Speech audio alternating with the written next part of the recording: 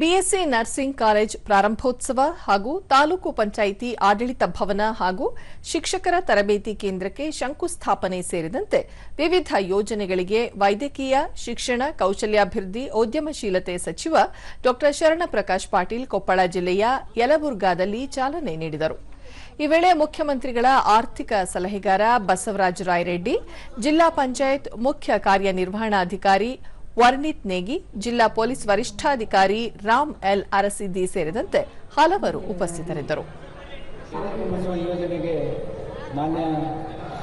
ವಿಶೇಷ ಹಣಕಾಸಿನ ನೆರವನ್ನು ಒದಗಿಸಿಕೊಡುತ್ತಾರೆ. 9 ಕೋಟಿ 85 ಅದೇ ರೀತಿ ಮಹಿಳಾ ಮತ್ತು ಮಕ್ಕಳ ಕಲ್ಯಾಣ ಇಲಾಖೆಯ ಬಾಲಭವನ. ಬಳಿಕ ರಾಯರೆಡ್ಡಿ, ರಾಜ್ಯ ಸರ್ಕಾರ ಜನಪರವಾಗಿ ಕೆಲಸ ಮಾಡುತ್ತಿದೆ.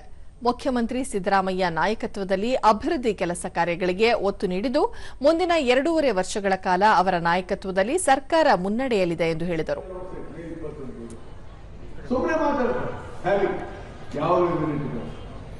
ಅದಕ್ಕೆ ಯಾವುದೇ ಸಮಸ್ಯೆ ಇಲ್ಲ. ಸನ್ಮಾನ್ಯ ಸಿದ್ದರಾಮಯ್ಯನವರ ನಾಯಕತ್ವದಲ್ಲಿ ಇನ್ನೂ 2.5 ವರ್ಷ ಕಾಲ ಜನಪರವಾದಂತಹ ಕೆಲಸಗಳನ್ನು ಈ ಸರ್ಕಾರ ಮಾಡ್ತದೆ.